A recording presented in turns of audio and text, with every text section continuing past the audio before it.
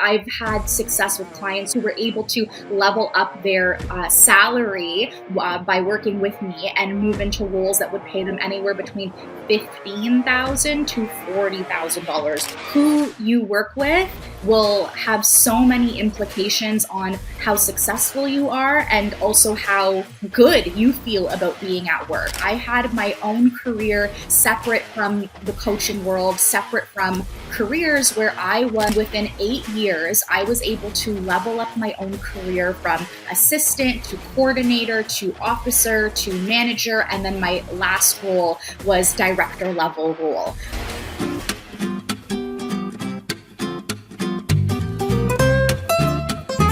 Hi, everyone, and welcome to another episode of the Conscious Leader Podcast, where I introduce leaders who are consciously leading in their industry.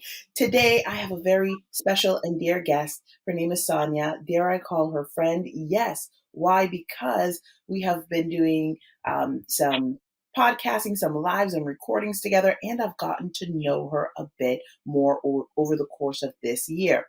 Sonya is a career coach, but what am I going to tell you? I'm going to let her introduce herself. Now, if you're new to the channel, welcome. And if you happen to like this episode, don't forget to hit that subscribe and like button. Hi, Sonya. How are you today? I'm great. Thank you. The sun is shining. I can't complain. How are you? I am great. Last night was fire. Thank you so much for joining us last night. Please share with my audience who you are, who you serve, and how are you influencing and impacting lives. Yes, thank you. Thank you so much for the opportunity to connect again. It's always lovely to share insight and chat away with you. So right now, where I am in my career, I am a career coach. I have my own coaching practice where I'm able to support clients on a one-on-one basis with whatever they may need. That could be from resume to building their LinkedIn, personal branding elements, and even interview coaching. That's probably one of my most favorite things to work on is interview coaching. I also support with workshop facilitations for different community groups and different organizations. And then I am also an executive recruiter for a US-based firm where I'm able to support organizations in their hiring needs and supporting gaps in their team. And what's interesting about me as a career coach and as a recruiter is that this wasn't always my career. Prior to this year, I had my own career separate from the coaching world, separate from careers where I was in the nonprofit sector. And within 8 years, I was able to level up my own career from assistant to coordinator to officer to manager. And then my last role was director level role. So I really took the learnings that I've experienced in my own journeys of leveling up and being able to share that with my community and with my followers. Wow, thank you so very much. That is a lot to digest. You did a lot of things in a very short period of time, actually close to a decade. It seems like it's short, but it's very long, but it's that whole progress. I want to focus on your role now as an entrepreneur. I want to focus on that today. So share with us, why career coaching? What need did you see out there that said, yes, I have the solution for you? Yes, I think it was a matter of, I didn't always set out to be a career coach. Like I mentioned, I was in my own career. I was really thriving. I was leveling up every 1 to 2 years. I was moving on to the next big challenge that was available to me. But what I found was people were finding me on LinkedIn. People were referring other people to me to have coffee chats and said, if you are looking to grow in your career, or if you need help with networking, or if there's something that you need, check out this person on LinkedIn. So I was starting to get an influx of LinkedIn messages, and I would take on coffee chats as much as I could. Even this was when I was only 2-3 years into my full-time career. I was only a coordinator / program programs officer at the time. And I was taking on these coffee chats, trying to help as many people as possible. And I really found that a lot of people that were coming to me were women, and they were women of color that were looking for a little bit more support because in their families, in their immediate network, they didn't really have access to anyone who was in business or building out their own niche in business. They were more so taking on other types of career paths, and that was something where I really felt compelled to help with, because that was exactly my journey as well. I didn't originally go to school to pursue business. HR was very, very far from what I thought I would ever pursue. My original majors in university was English and theater. I was going to be a high school teacher, and I was really excited about that because I am very theatrical. I was very good in those subjects, and I wanted to, again, help people. I wanted to help young people. And then I took a leap of faith after first year university. I thought, I'm supposed to apply for teachers college, and I didn't. And there's a reason. There's a reason why in my gut I didn't apply. And it was because that wasn't really the path that I wanted to go down.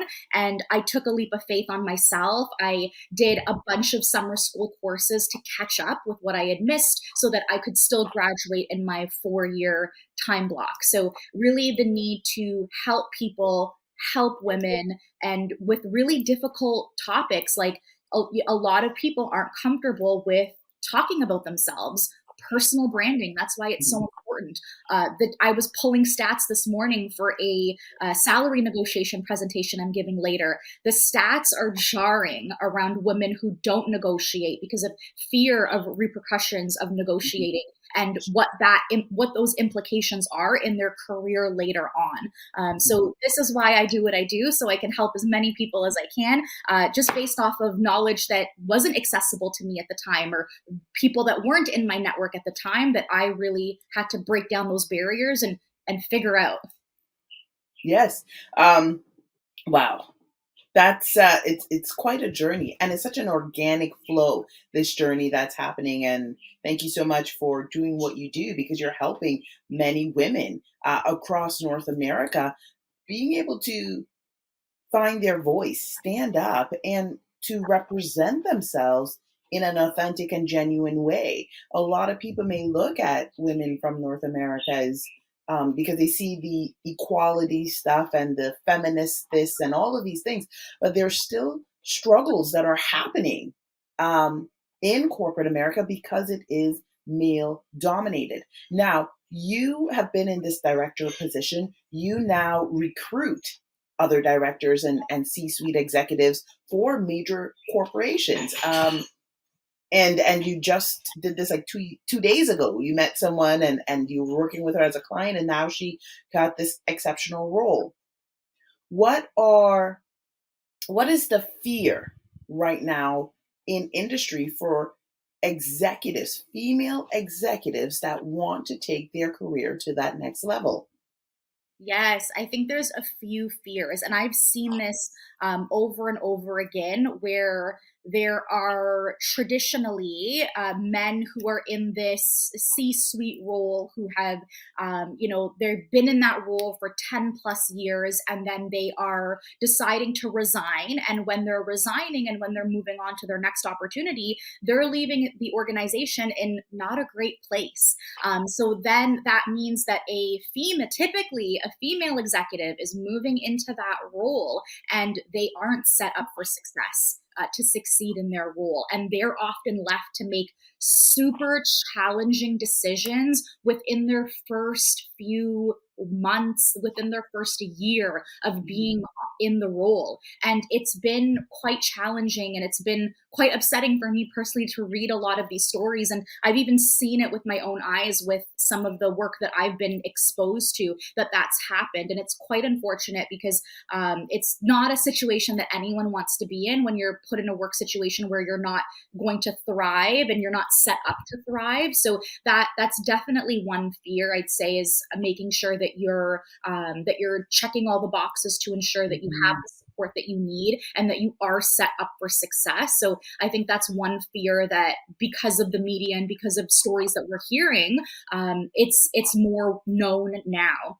I would say other situations that, working relationships with who you're working with. Sometimes at that executive level, you actually report into a board. So when you're no longer reporting into one person and you're reporting into a governing body of people, that can be a challenge in its own, because now you're thinking about communication styles for 7, 8, 10 different people, working styles for 7, 8, 10 different people. And that can often be a challenge. And thinking through logistically what makes sense in their career, and being strategic about the decisions that they're making, because at that level, at that senior level, as a recruiter, we don't want to see that they're moving around every other year or so. That is very common earlier in someone's career, because you're still figuring out what you like. You're figuring out what sectors, what environments, what work for you, and that's very common early in your career. But when you're later on in your career, we tend to look at candidates who, we tend to think of them as stronger if they've been there for a few years, they've made important strategic decisions, they've moved the dial in different places in the organization to be able to support with various different levels. And those are important things, because then that makes that the executive, the candidate in the interview, have very solid examples and things to talk about in their interview and in their hero bank. Yes, of course. Like that. The hero bank. This is what we call it now, hero bank, or your championship ring, or whatever you want to call it. It's so good. I want to stay on this topic with the fear piece, and now as a female executive, they're being, how to set up for success. Can we dive into that a bit more? Good, good, good. Yes. And so, what things should the women who are going into a senior leadership role, either as a senior VP and or as an executive director or CEO, what things should they learn to set themselves up for success? And the reason why I'm asking this before you answer is because many people look, for example, at Mel Robbins, who's highly successful. She's been in many positions in terms of like as a CEO. And now we see her sometimes walking her dog, walking in her driveway. She's sharing. And it's like, wow, this is so comfortable. This is so easy. This is the life. But I don't think people fully understand what she had to go through decades ago as she was going through it. And she had to learn how to set herself up for success. So, can you share a bit more about what that means? Yes. And I'm glad you mentioned that, because, even 5, 10 years ago, if you looked at the leadership structure, the leadership model, there's not a lot of women in C-suite roles. And that's something that is a huge factor in when it comes to growth in female careers and for women in careers. It's the matter of, even I was in the nonprofit sector, and this was something that always baffled me, because the nonprofit sector is made up of a very high percentage, I'd say 80% of women in the nonprofit sector and in that workforce. But then when you look at senior leadership roles, there's a drastic switch. It becomes majority men, and then it becomes majority of white men. And that's been really an interesting structure to see that's slowly starting to change over time. Boards are starting to look a little bit differently. There's a little bit more diversity. There's a need for different opinions, different lived experiences to be on these boards, to be able to support in different ways of the organization. So I think that in itself is a challenge when you, as an executive or as a senior leader, going into an organization, and even if you're not at that senior level, I really battled with this when I was going into my manager role, my director role in my career. I would always look at the senior leadership structure, always look at the board structure. And I say, I take a step back and I say, is there anyone on that board that looks like me? Because if there isn't, then I have a really hard time trying to navigate how I'll ever get there in my own career. And that's something where when I work with women on the executive level and looking to level up their career, that's something I always tell them to really reflect on. Is this organization one that you see yourself in for 3 to 5 years? Because that's a really good benchmark to figure out, will you want to jump ship in a year? If so, then this probably isn't the opportunity that you want to pursue. Let's think a little bit more strategically about your career moves so that we can set you up for success. So, structure of the organization is one. And then next, it's who you're reporting into and ensuring that you're going to have strong rapport with them. So is it one individual that you're reporting into? Are they a full-time staff? Are they a part-time staff? Is it two individuals that you're reporting into? Is it a board? Is it a board chair? What does that structure look like? Does that structure look like something that you will, based on who you are, based on your work style, your communication style, your personality traits, is that something that's going to gel well with you and lead you to success in your career? So I think that's a really important factor, because who you work with will have so many implications on how successful you are and also how good you feel about being at work. And keep in mind, if we're talking about work in a full-time context, well, you're at work more than you're at home. You're at work more than you're with your family. We know this. This is things that we've been talking about for many years now. So setting yourself up for success, for work-life balance, but also your mental health at work is really important to keep in mind to be successful. That is a huge contributing factor that we are now starting to talk about more. And I try to integrate that in all the presentations that I do in the community as well, so that it is a mindful thought that candidates are thinking about when they're interviewing for roles and when they're thinking about what their next move is going to be. Mm-hmm. Wow. Thanks for the thorough, detailed answer, because this leads me to understand that now every candidate, regardless of if they are entry level or they're going into a senior exec role, they have to do research. You have to know where you're going. And you also have to take the time to do a 5-year plan. Most people look at entrepreneurs and they say, well, no, you need to have your business plan and have all the things in order, or have a strategy in place so you can start executing with tactics. But now you're saying, as a staff or any candidate going in that position, now they have to have a 5-year plan, literally. And they need to do the research in the companies that they're going to work for, because they need to have a good understanding. Will I be a good fit? So thank you so very much Yes, for sharing that. That's and hard. The 5-year plan is really interesting. And from a careers context, I know, every January there's a lot of content out there around goal setting and goal Mhm. planning and what do you want to achieve. But I like to break down goal setting in careers a little bit differently. And here's my brief cold notes.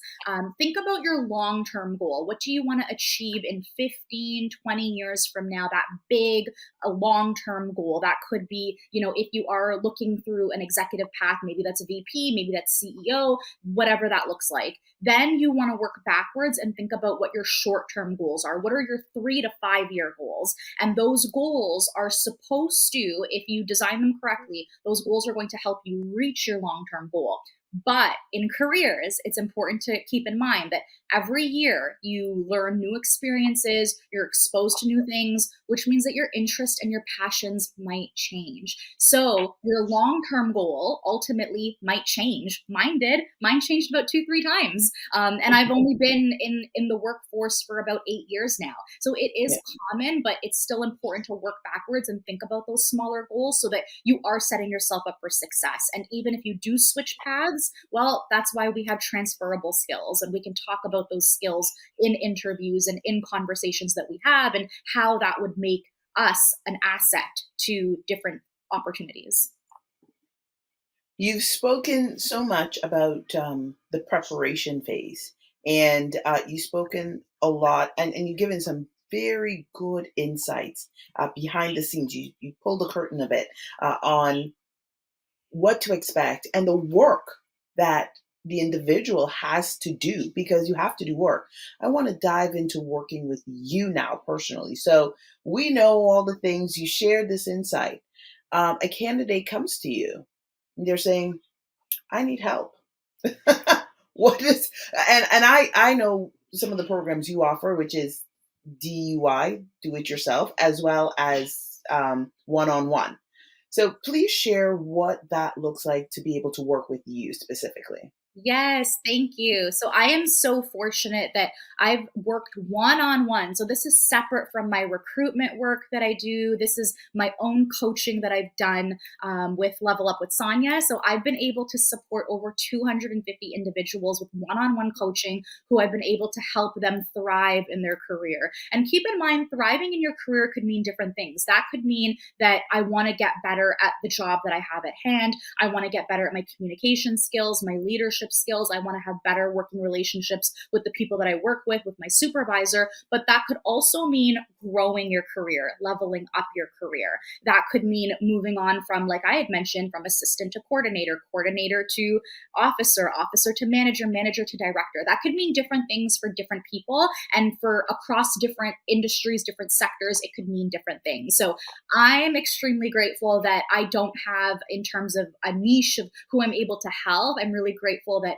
with the structures and the systems that I've learned and that I've developed, the formulas that I've developed to be able to help clients are pretty standardized. It's just a matter of sitting down and doing that one on one work with them to be able to help them. So, one example that I can give is, yes, in 1 week, so last week, I was able to help one of my clients who leveled up to associate director level with a large pharmaceutical company, and that was their goal.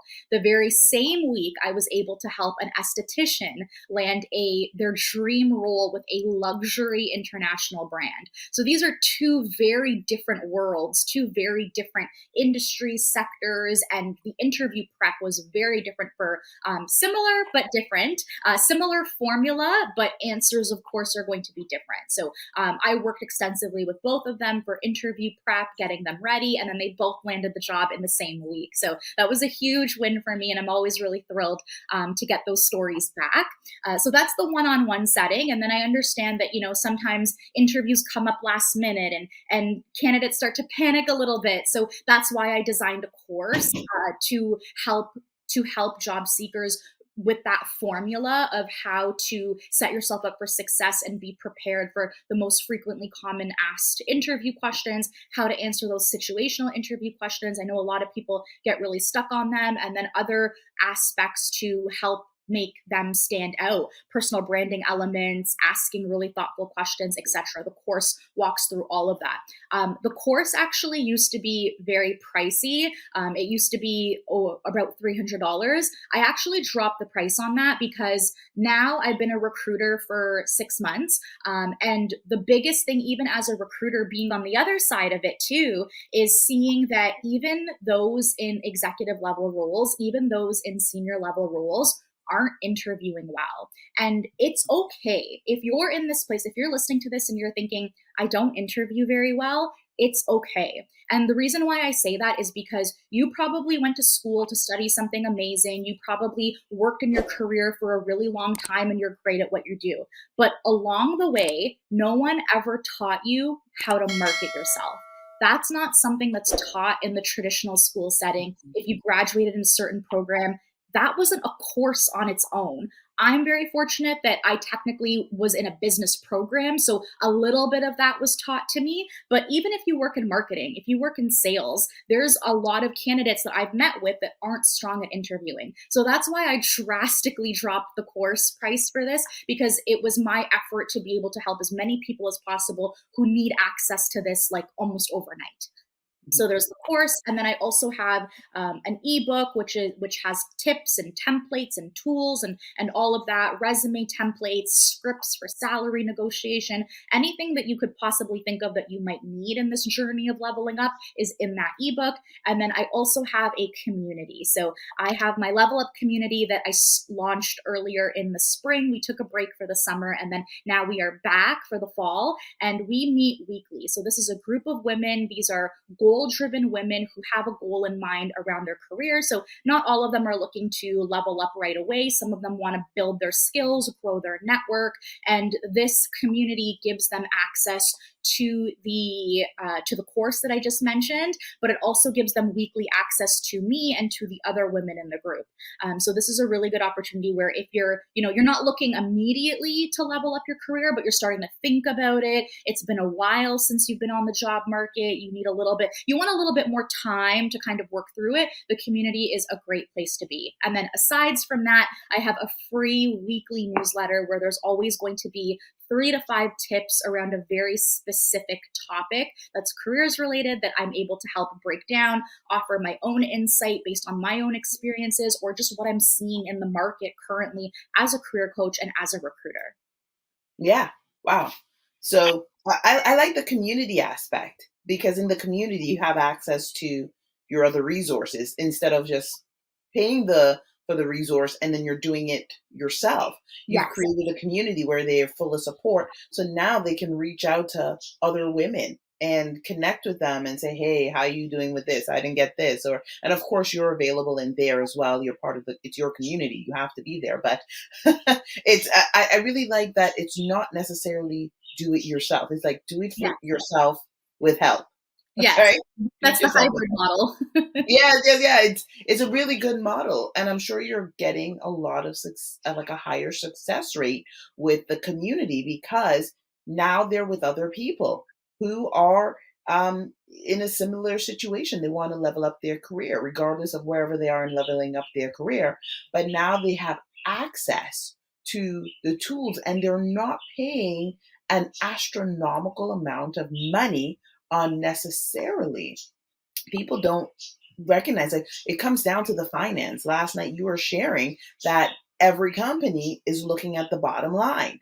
And the fact is that even as individuals in our with our own um, finances, regardless of wherever you are, you're still looking at your bottom line, right? What's coming in, what's going out? How is this? How is my being in Sonia's community going to 10x my finance? On that note, how does being in your community 10x someone's finance? Yes, yes. So I've been able to help people level up their careers, and it's really an investment. Like I always say, I do charge a little bit less compared to what other career coaches are charging because, again, like I want to be able to be accessible and support as many people as possible. So that's a very clear if you ever compare my prices. So I always say that yes, there is a fee to work with anyone, but it's also an investment in yourself. You're investing in your career development, the same way someone would take a course on building their growing in their specific niche in their career, getting a certification. Like I mentioned, personal branding, elevator pitch, communication style, that's not things that typically come naturally to people. And there are resources out there like working with a career coach to help level up your skill set in that way, because we want you to go into that interview and shine and be the top candidate. And that's oftentimes where I'm finding that mismark.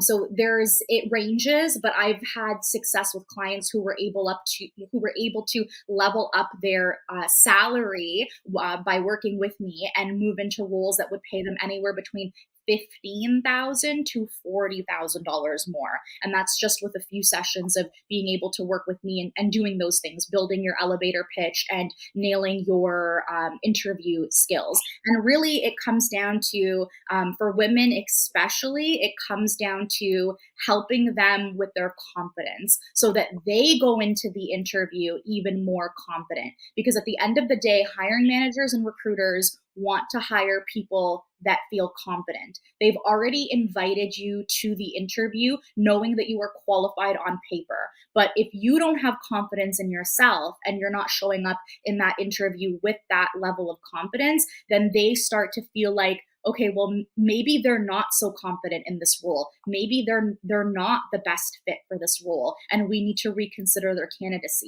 So that's what we don't want, and that's how I'm able to help. That's wonderful. I like that. I wasn't expecting the questioning to get into the finance piece, but I'm really glad we did because a lot of people want to know. And you're absolutely right. Your prices compared to some others, some people are charging thousands of dollars just for a template. They might charge, 500 USD, sometimes $1,000 USD, and they're not getting the community support. If they want to be in the community, that's another 200 or 300 a month. And it's not to knock anyone. I'm just, this is just a fact. And it's out there when you look at it. As we wrap up, I want to ask you, please share your thoughts on how you are consciously leading in your industry. How are you consciously influencing your industry? Yes, I think a few parts. I think from a recruiter side, by working with clients, I think I try my best to push boundaries, but not in a way that sounds inappropriate. Push boundaries in terms of breaking down the position description when I'm working with them to really understand like what is the sole purpose of filling this role and understanding what are the priorities needed and thinking beyond a basic job description that was written 10 years ago and you feel obligated to use it because someone down the line in HR said that you have to use it. So I try my best to break down those barriers and understand, how is this role relevant in today's job market and what's the talent that you actually need to be able to support that.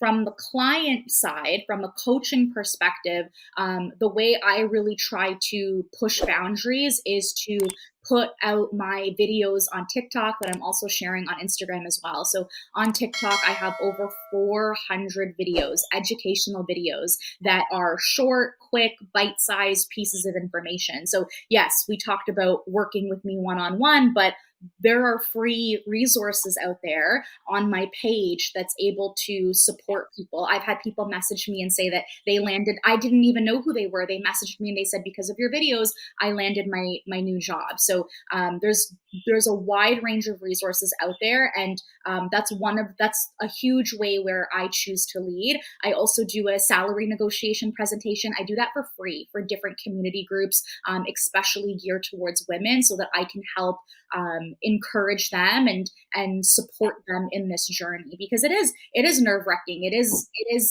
new territory for a lot of people, and I know what it's like to enter new territory. I've lived it, and that's where I want to be able to help as a conscious leader.